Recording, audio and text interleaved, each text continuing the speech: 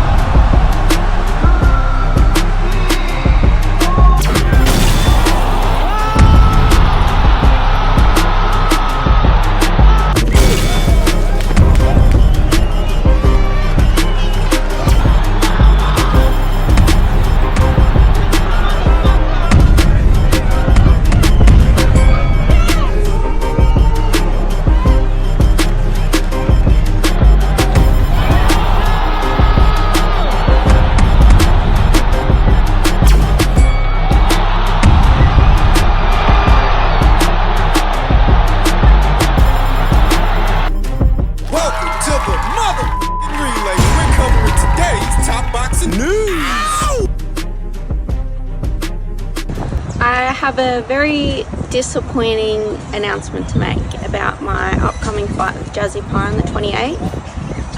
That will no longer be going ahead. This was a big fight for me and something I was really excited for. I thought I would be able to showcase my skills against a great opponent. But unfortunately, with the last 12 months for me, having fight after fight, camp after camp, no rest, I've sort of crashed with my health, and the doctors ordered that I have the rest of the year off. It's something out of my control.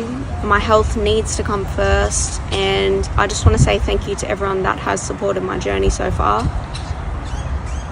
Definitely my sponsors that have helped me get to where I am today, my manager Glenn Jennings, and my amazing coach Nathan that stuck by me through everything. I don't want to let anyone down, but like I said, it's out of my control, and I hope one day I can come back and continue on the journey that I've loved doing over the past 8 years of my life. So thank you, everyone. And so Amber Amelia will not be facing Jasmine Parr. Thus, we wish her a speedy recovery with whatever she is dealing with. The silver lining for young Jasmine is that the show will go on. She will be facing Kaewpawong. Is that how you say that? That's how I said it. In all honesty, I didn't think Amber was going to win that fight with Jasmine anyway. I had Jasmine winning that fight. Jasmine, combat for Jasmine, it's in her blood. Her mother's a fighter, her father's a fighter. Her father's John Wayne Parr, legendary Muay Thai fighter John Wayne Parr. That's the kind of stock that young Jasmine comes from. 5-0 with one recorded KO. Fighting is a family business for Jasmine. It's not just something that she picked up along the way. It's something that's ingrained in her, instilled. Jasmine, since having gone pro, has campaigned anywhere from flyweight to super flyweight. Her upcoming fight is a bantamweight contest. Bantamweight, that's 118 pounds. That's where Dina Thorsland currently reigns as that division's unified champion. That's where Shernika Johnson's got the WBA, and Miyo Yoshida has the IBF. That is where Jasmine Parr's next fight is going to take place. It's a bantamweight contest. Now, I don't know if Jasmine will continue to campaign as a bantamweight moving forward, though it's conceivable that she might, because she's young and her body is still growing. She's filling out. She only fought once last year, won a split decision against Brianna Harrison. Since then, she's signed to No Limit Promotions, No Limit that promotes Nikita Zhu and Tim Zhu, and she's already had at least one fight under the banner. Earlier this year, in April, opposite the ring, Sarah Watt, who she stopped in 5 rounds. If you're in Australia, you're an Australian-based fighter. No Limit Promotions, No Limit is the place to be, where you want to fight, and that's where young Jasmine fights. Where she's going to fight Penaporn, who's coming off a loss to Sky Falzon, another one to Chanel Dargan. Chanel Dargan, another No Limit Promotions fighter. I anticipate Jazzy's going to get the job done. She's going to advance to a pro record of 6-0. Wouldn't be surprised if she stops this girl. Do you think they'll reschedule the Amber Amelia fight? I'm not sure. You have to remember that Amber isn't going to come back at all this year. She's taking the rest of the year off.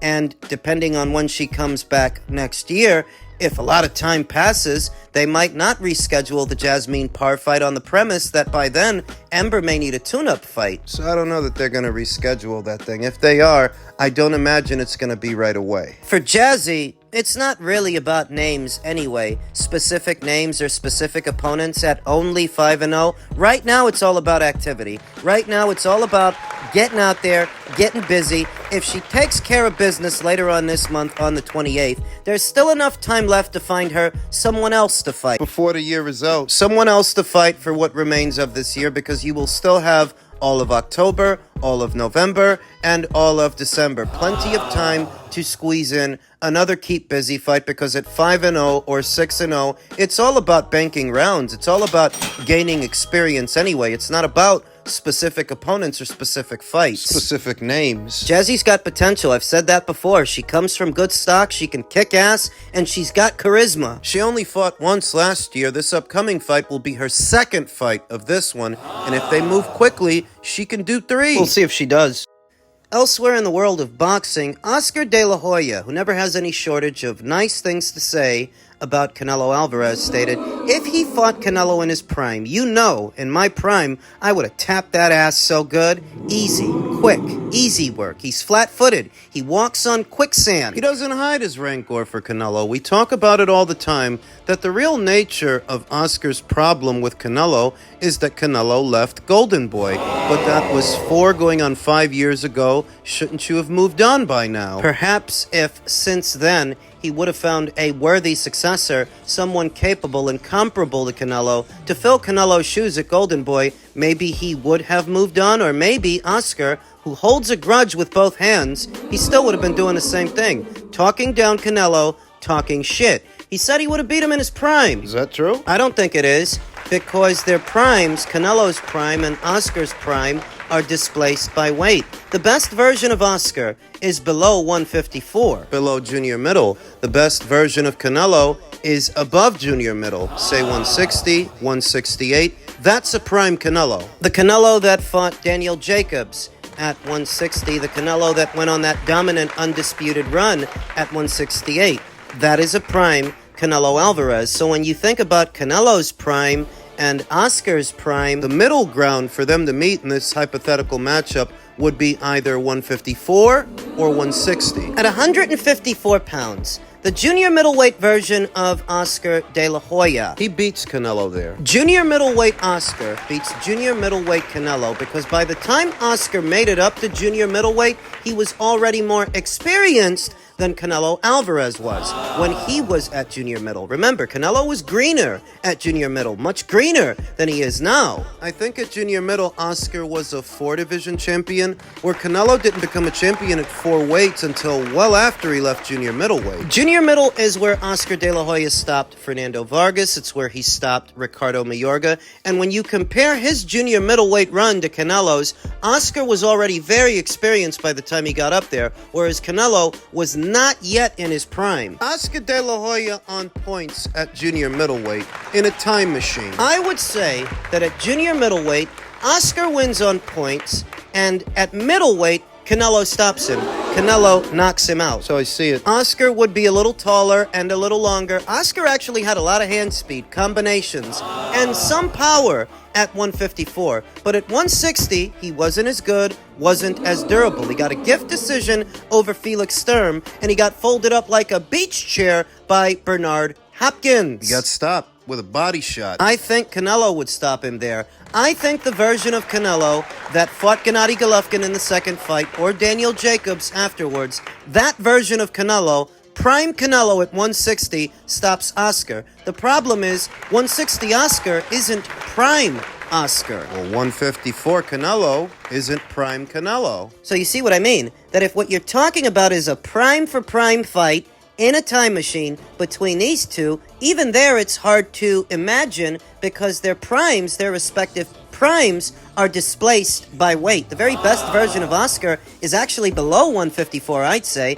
The fastest, the sharpest, the strongest. The best version of him, or the best I've seen him, the most capable, would be below 154. Say at or below 154, but certainly not above it, and certainly not at 168. That the very best version of Canelo, the best of the best version of him, is the one at 168, and Oscar never fought there. So is it really prime for prime? I think at 154, Oscar would win a points decision. I think at 160, Canelo would stop him. Canelo would knock him out. Where Oscar is a little bit more tactical and technical, and he has a bit more speed than Canelo, bit more length too. He's nowhere near as durable. So at 160, he would get folded up like a beach chair. He wins at 154 on points, but he gets knocked out at 160. Who do you think had the better career? Canelo. And bear in mind that Canelo's career isn't even over yet, but I think he's already had a more successful career than Oscar, because Oscar, in spite of all his notoriety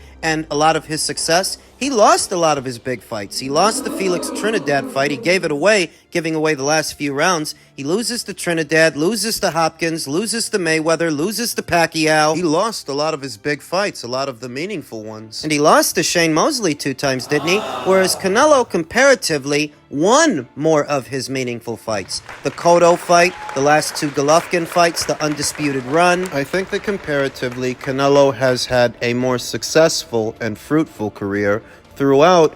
I think he's made more money than Oscar De La Hoya made in his career. Overall, I think he's made more money, and bear in mind that he's not even done yet. It's not like he's retired. I think that Canelo is the better fighter, believe it or not. I think he is the more disciplined athlete. He doesn't treat his nose like Oscar was treating his nose. No substance abuse problem. That comparing one to the other, Canelo is the more consummate professional. While we are cross-comparing these 2 fighters to each other, maybe in a time machine, at 154, Oscar would get him. But anywhere north of 154, Canelo gets Oscar. Canelo beats Oscar. And that's how I see it. In men's super middleweight news, David Benavidez has a return date, tentatively December 14th. The fighter was said to have amassed some injuries in his last outing that made me skeptical as to whether or not he would return before the end of this year. And I'm still skeptical, not just because of the reported injuries, but other outlying factors. David Benavidez will return to the ring December 14th and about intended to keep him sharp in the position for a 2025 date against the winner of the upcoming undisputed light heavyweight championship. Benavidez's promoter, Samson Lukowicz, told Boxing Scene on Thursday, Crypto.com Arena in LA has been reserved on that date for a boxing match, according to an individual familiar with the situation, although a venue in Vegas could be used as events connected to the fight card unfold. Phoenix's Benavidez, 29-0 with 24 KOs, is coming off a June 15th UD over former light heavyweight champion Alexander Vajdik, a showing Benavidez, 27, lamented because of injuries, his left hand, his right arm ligament, and a cut over his eye. The time off is allowed the former WBC super middleweight champion to heal, and while Lukowicz is currently in negotiations with an opponent that the promoter said will offer a quality fight, Benavidez's ultimate goal is to maximize his preparation to become a 2-division champion, potentially undisputed if they follow through and they face the winner of Better Be versus Bivol. Now, you guys know what I think. What? I don't think they're going to. In the last 2 or 3 days, Canelo Alvarez expressed an interest in returning to the light heavyweight division to face Dimitri Bivol if he becomes undisputed champion. He said that. Some are interpreting this as Canelo Alvarez stealing David Benavidez's opportunity. They're of the opinion that David actually wants that fight. I don't think he does. But that's what some people are saying. Following an agonizing wait as a top-ranked and WBC mandatory challenger, only to be rebuffed by unified super middleweight champion Canelo Alvarez, Benavidez informed the sanctioning body in late July that he would move up to light heavyweight, where he stands as the WBC interim light heavyweight champion. That shift was accompanied by an assurance from the WBC president Mauricio Suleiman that Benavidez will be in prominent position to fight the winner of the October 12th undisputed light heavyweight championship fight in Riyadh, Saudi Arabia between Artur Beterbiev and Dimitri Bivol. Empty promises. It could turn out to be an empty promise because, put your thinking caps on, kids. Put 'em on. If later on this year Dimitri Bivol wins that fight, and Canelo Alvarez is actually serious about running it back with him, do you think the WBC is going to prioritize David's title shot over what Canelo wants? No. That if what Canelo really wants is to face Dimitri Bivol again, you think the WBC is going to stand in the way? You think they're going to stop him? No. In case you haven't noticed, They make up the rules as they go along, set the deadlines as they go along, and they don't actually care about their mandatory process. Not if Canelo Alvarez himself actually wants that Bivol rematch. If he wants it, he'll get it. Things to think about. They're talking about bringing David back December 14th in a stay busy fight. Is he going to be headlining a show, or is he going to be fighting on someone's undercard? David Benavidez fought not one, but 2 box office fights last year. 2 of them. The Caleb Plant fight and the Demetrius Andrade fight. Neither pay-per-view was said to have brought in all that many numbers, all that many buys. Given the number of conversations and content creators that make videos about Canelo versus Benavidez, the Mexican monster, all of those internet metrics, you would have thought that his pay-per-views would have sold better. They couldn't have sold that good if he ended up on Gervonta's undercard. You figure that if David Benavidez were good for 250, 300, 350,000 pay-per-view buys, yeah, they would have gave him his own date. He would have been headlining his own show. He ended up on Gervonta's undercard because he don't sell. Because his 2 pay-per-views didn't sell nothing, in spite of the online metrics surrounding his name. You know what it reminds me of? It reminds me of what's going on in the hip-hop industry, the music industry right now, that there are a number of seemingly popular artists like Ice Spice, Sexy Red, Nothing sexy about her. whose online metrics are very good via their own social media. Very good metrics, very good numbers, a lot of engagement online, but in the real world, Ice Spice's album only sold a little over 20,000. Yeesh. Just a little over 20,000 units, 20,000 or 28. I forget the exact number, but it wasn't very much in spite of all of that online engagement. It's the same with Sexy Red. Sexy Red had a tour. Tickets weren't selling. The tickets to the tour weren't selling, in spite of all of that online engagement. The moral of the story: online metrics are not always an accurate gauge for what someone can draw in the open market, because viewing stuff online is free. It doesn't cost you anything. But a ticket to a concert does.